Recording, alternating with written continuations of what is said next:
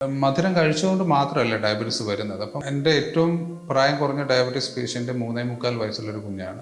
കുട്ടികളുടെ ഡയബറ്റീസ് നമ്മൾ മുൻകാലങ്ങളിൽ പറയുന്നത് ടൈപ്പ് 1 ഡയബറ്റീസിനെ ആയിരുന്നു.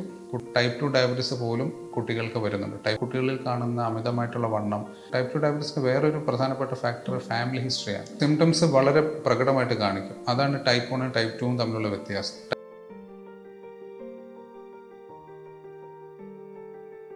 പണ്ടൊക്കെ പ്രായമായിരുന്നവരിൽ അല്ലെങ്കിൽ ഒരു ഇന്ന പ്രായം മുതലേക്കേ വരുള്ളൂ എന്നുണ്ടായിരുന്ന പല രോഗങ്ങളും ഇപ്പോൾ വളരെ കുഞ്ഞുങ്ങളിൽ മുതൽ വളരെ ചെറിയ പ്രായം മുതൽ നമ്മൾ കണ്ടുവരുന്നുണ്ട്. അതിൽ ഒരു കണ്ടീഷനാണ് ഡയബറ്റിസ് എന്ന് പറയുന്നത്. കുട്ടികളിലെ ഡയബറ്റിസ് എന്ന വിഷയത്തെക്കുറിച്ച് ഇന്ന് നമ്മളോട് സംസാരിക്കുന്നത് കോട്ടയം കാരിത്താസ് ഹോസ്പിറ്റലിലെ സീനിയർ കൺസൾട്ടൻറ്റ് എൻഡോക്രൈനോളജിസ്റ്റായ ഡോക്ടർ ശ്രീനാഥാണ്. നമസ്കാരം ഡോക്ടർ. ഇപ്പോൾ ഏറ്റവും കുറഞ്ഞൊരു പ്രായം, ഇപ്പോൾ ഡോക്ടറിൻ്റെ പേഷ്യൻസിൽ വെച്ച് നോക്കുകയാണെങ്കിൽ ഡയബറ്റിക് പേഷ്യൻ്റ് ആയിട്ടുള്ള ഏറ്റവും ചെറിയ വ്യക്തി ഏജ് എത്രയായിരിക്കും?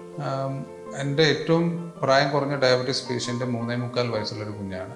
കുഞ്ഞിന് ടൈപ്പ് 1 ഡയബറ്റീസ് ആണ്. ഡയഗ്നോസിസ് ചെയ്യുന്ന സമയത്ത് 3.25 വയസ്സായിരുന്നു. ഇപ്പോൾ 4.5-4.25 ആയി കാണും. കുട്ടികളുടെ ഡയബറ്റീസ് നമ്മൾ മുൻകാലങ്ങളിൽ പറയുന്നത് ടൈപ്പ് 1 ഡയബറ്റീസിനെ ആയിരുന്നു.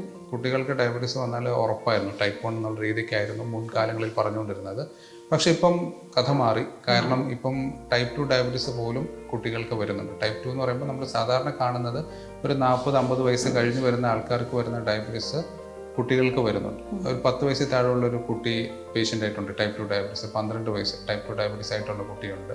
അപ്പോൾ അതിനൊക്കെ ആ ഒരു രീതിയിലുള്ളൊരു മാറ്റം ഈ ഒരു അടുത്ത കാലത്തായിട്ട് കണ്ടുവരുന്നുണ്ട്. അതിന് പ്രധാനമായിട്ടും കാരണം കുട്ടികളിൽ കാണുന്ന അമിതമായിട്ടുള്ള വണ്ണം, എക്സസൈസ് ഇല്ലായ്മ, ഫിസിക്കൽ ആക്ടിവിറ്റി തീർത്തും ഇല്ലാത്തൊരവസ്ഥ.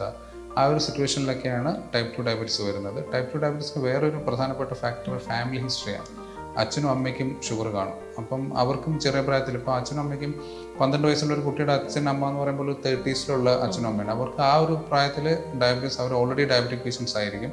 അങ്ങനെയുള്ളവരുടെ മക്കൾക്ക് ചിലപ്പം നമ്മളൊന്നും ശ്രദ്ധിച്ചില്ലെങ്കിൽ, നമ്മൾ ഡയറ്റും എക്സസൈസും കാര്യങ്ങളൊക്കെ ശ്രദ്ധിച്ചില്ലെങ്കിൽ വളരെ ചെറുപ്പത്തിൽ തന്നെ ഡയബറ്റീസ് പിടികൂടാനുള്ളൊരു സാധ്യതയുണ്ട്. ഇപ്പോൾ പലപ്പോഴും ഇപ്പം എന്താ പറയുക, പ്രമേഹം അല്ലെങ്കിൽ ഡയബറ്റീസ് എന്ന് പറയുമ്പോൾ നമ്മളുടെ മനസ്സിലാകെ മധുരം ഒഴിവാക്കുക എന്നൊരു കോൺസെപ്റ്റാണ്. പക്ഷെ കുട്ടികളെ സംബന്ധിച്ചിടത്തോളം അവർക്ക് ഏറ്റവും ഇഷ്ടമുള്ള കാര്യവും ഈ മധുരം തന്നെയാണ്. അപ്പം എങ്ങനെയാണ് നമ്മളൊരു ഡയറ്റ്, ഇപ്പോൾ ഡയബറ്റിക് പേഷ്യൻ്റ് അല്ലെങ്കിൽ പോലും കുട്ടികൾക്കൊരു സേഫ് എന്ന് പറയുന്ന ഒരു ഡയറ്റ് എന്താണ്? മധുരം കഴിച്ചുകൊണ്ട് മാത്രമല്ല ഡയബറ്റീസ് വരുന്നത്. അപ്പം ഇപ്പം ഷുഗറൊന്നും ഇല്ലാത്ത, ഡയബറ്റീസ് ഇല്ലാത്തൊരു കുഞ്ഞ് അല്ലെങ്കിൽ ഒരു വലിയ ആളുകൾ മധുരം കഴിച്ചൊന്നും കുഴപ്പമില്ല. കാരണം മധുരം മെറ്റബലൈസ് ചെയ്യാനുള്ളൊരു പ്രക്രിയ നമ്മുടെ ശരീരത്തിലുണ്ട്. ഡയബറ്റീസ് ഉള്ള ആൾക്കാർ മധുരം ഒഴിവാക്കുന്നതാണ് നല്ലത്. മധുരം എന്ന് പറയുമ്പോൾ നമുക്ക് സാധാരണ ഉപയോഗിക്കുന്ന പഞ്ചസാര, ശർക്കര, കരിപ്പട്ടി, തേന്, അങ്ങനത്തെ സാധനങ്ങളെല്ലാം ഒഴിവാക്കുക. പക്ഷേ നല്ലൊരു ഷുഗർ കൺട്രോളിൽ പോകുന്ന ഒരു ഡയബറ്റിക് പേഷ്യൻ്റ് ആണെങ്കിൽ പോലും നമ്മൾ ജീവിതകാലം മൊത്തം മധുരം ഒഴിവാക്കാൻ പറയാറില്ല. കാരണം ഏതെങ്കിലും ഒരു എന്താ പറയുക, ഒരു സ്പെഷ്യൽ ഒക്കേഷനിലോ എന്തെങ്കിലും ഓണത്തിന് ഒരു ഗ്ലാസ് പായസം കുടിക്കുക, എന്തെങ്കിലും ബർത്ത്ഡേ പാർട്ടിക്ക് പോയാൽ ഒരു പീസ് കേക്ക്, അല്ലെങ്കിൽ ഒരു സ്വല്പം ഐസ്ക്രീം കഴിക്കുക, അതെല്ലാം നമ്മൾ അനുവദിക്കുന്നതാണ്. കാരണം പക്ഷേ ബാക്ക്ഗ്രൗണ്ടിൽ ഷുഗർ നല്ല കൺട്രോൾ ആയിരിക്കണം. അങ്ങനെ ആണെങ്കിൽ വൺസ് ഇൻ എ വൈൽ നമുക്ക് മധുരം കഴിക്കാം. അത് നമ്മളും പറയും, കുഞ്ഞുങ്ങളുടെ കാര്യത്തിൽ നമുക്ക് അങ്ങനെ ഒരു വാശി പിടിക്കാൻ പറ്റില്ല. അപ്പം നമ്മൾ സാധാരണ പറയുന്നത് ഒരു മാസത്തിൽ 31 ദിവസമുണ്ട്. 30 ദിവസം അച്ഛനമ്മമാർ പറയുന്ന ഭക്ഷണം കഴിക്കുക. 31ാമത്തെ ദിവസം 30 ദിവസം നല്ല സ്ട്രിക്റ്റ് ആയിട്ട് പോയിട്ടുണ്ടെങ്കിൽ 31ാമത്തെ ദിവസം ഒരു നേരം അവന് ഇഷ്ടമുള്ളൊരു ഭക്ഷണം കഴിക്കാം. അത് കുഴപ്പമില്ല. ആ സമയത്ത് ഇൻസുലിനിൽ എന്തെങ്കിലും ചെറിയൊരു അഡ്ജസ്റ്റ്മെൻ്റ് ഒക്കെ വേണമെങ്കിൽ നമ്മൾ അതിനനുസരിച്ച് പറഞ്ഞു കൊടുക്കാറുണ്ട്. അപ്പം കുഞ്ഞുങ്ങളെയും കൂടെ വിശ്വാസത്തിൽ എടുത്തുകൊണ്ടുള്ള ട്രീറ്റ്മെൻറ്റാണ് എപ്പോഴും നല്ലത്. അപ്പം പ്രത്യേകിച്ച് ഞാൻ പറഞ്ഞു ടൈപ്പ് 1 ഡയബറ്റീസ് ആണ് കുട്ടികൾക്ക് പ്രധാനമായിട്ടും കാണുന്നത്. അപ്പോൾ അത് ഇൻസുലിനാണ് ട്രീറ്റ്മെൻറ്റ്. അപ്പം 4 നേരം ഒക്കെ ഇഞ്ചക്ഷൻ എടുക്കണം. അപ്പോൾ അവരെയും കൂടെ വിശ്വാസത്തിലെടുത്ത് അവരും കൂടെ ഹാപ്പി ആയിരിക്കണം. അപ്പോൾ അവർക്ക് ഡയബറ്റീസ് വന്നു എന്നും പറഞ്ഞ് അവരുടെ കോൺഫിഡൻസ് ലെവൽ തീർത്തും താഴെ പോവാത്ത രീതിയിൽ വേണം നമുക്ക് മാനേജ് ചെയ്തെടുക്കാനായിട്ട്. സോ ഇപ്പം ഈ പറഞ്ഞ മാതിരി തന്നെ നമുക്ക് എന്തെങ്കിലും തരത്തിലുള്ള സിംറ്റംസ് ഈ കുട്ടികൾ കാണിക്കും? ഏത് സാഹചര്യത്തിലാണ് നമ്മൾ ഈ ഒരു 5 വയസ്സിന് താഴെയുള്ള കുട്ടി ഡയബറ്റിക് ആണ് എന്ന് തിരിച്ചറിയുന്നത്? സിംറ്റംസ് വളരെ പ്രകടമായിട്ട് കാണിക്കും. അതാണ് ടൈപ്പ് 1 ടൈപ്പ് 2 തമ്മിലുള്ള വ്യത്യാസം. ടൈപ്പ് 1 എന്ന് പറഞ്ഞാൽ അവരുടെ പാൻക്രിയാസിലെ ബീറ്റാ സെൽസ് ഒറ്റയടിക്ക് നശിച്ചു പോകുന്നതാണ്. അപ്പം കൃത്യമായിട്ട് നമുക്ക് പിൻ പോയിന്റ് ചെയ്യാൻ പറ്റും എത്ര നാളായിട്ട് ഡയബറ്റീസ് ഉണ്ട് എന്നുള്ളത്. മിക്കപ്പോഴും കൃത്യമായിട്ട് അമ്മ, അച്ഛൻ ഒക്കെ വന്ന് പറയാറുണ്ട്, കഴിഞ്ഞ 2 ആഴ്ചയായിട്ട് മോൻ യൂറിൻ പാസ് ചെയ്യുന്നതിൻ്റെ അവിടെ കുറുമ്പ് വരുന്നുണ്ട്, അല്ലെങ്കിൽ 2 ആഴ്ചയായിട്ട് കൂടുതൽ അമിതമായിട്ട് വെള്ളം കുടിക്കുന്നുണ്ട്, അല്ലെങ്കിൽ അമിതമായിട്ട് യൂറിൻ പാസ് ചെയ്യുന്നുണ്ട്. കൃത്യമായിട്ടൊരു പീരീഡ് അവർ പറയാറുണ്ട്. ടൈപ്പ് 2 ഡയബറ്റീസിന് നമുക്ക് അങ്ങനെ ഒരു പീരീഡ് ഒരിക്കലും പറയാൻ പറ്റാറില്ല. ചിലപ്പോൾ വേറെ എന്തെങ്കിലും ബ്ലഡ് ടെസ്റ്റ് ചെയ്യുന്ന സമയത്തായിരിക്കും ഷുഗർ ഉണ്ടെന്ന് തന്നെ അറിയുന്നത്. അപ്പോൾ ടൈപ്പ് 1 പക്ഷേ കൃത്യമായിട്ട് ആ ഒരു ഡ്യൂറേഷൻ നമുക്ക് പിക്ക് ചെയ്യാൻ പറ്റാറുണ്ട്.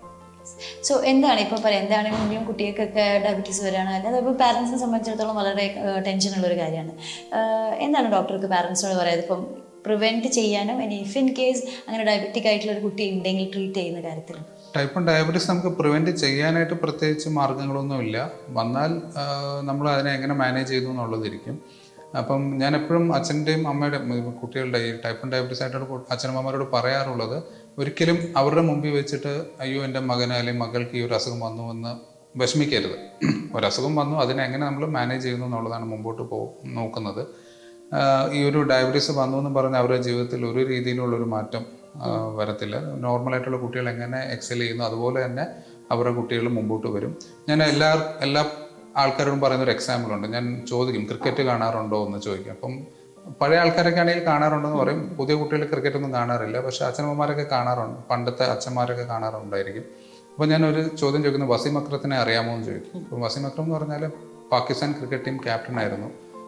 അദ്ദേഹത്തിന് ടൈപ്പ് 1 ഡയബറ്റീസ് ഉള്ളതാണ്. അപ്പോൾ അദ്ദേഹം ഈ ഇൻസുലിനൊക്കെ എടുത്തിട്ടാണ് ക്രിക്കറ്റ് കളിക്കാൻ പോകുന്നതും.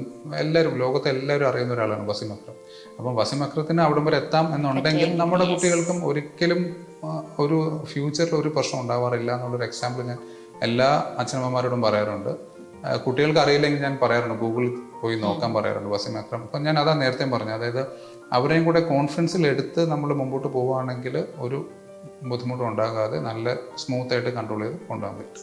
So thank you so much doctor. ഇപ്പം ഡോക്ടറെ ഡയറക്റ്റ് മീറ്റ് ചെയ്തിട്ടുള്ള പാരൻസ് അല്ലെങ്കിൽ കൂടി ഇപ്പം നമ്മളുടെ ഈ ഒരു ഇൻ്റർവ്യൂ കണ്ടതിലൂടെ അവർക്കും ആശ്വാസത്തിൻ്റെ തന്നെ വാക്കുകളാണ് താങ്കൾ പറഞ്ഞത്. Thank you so much.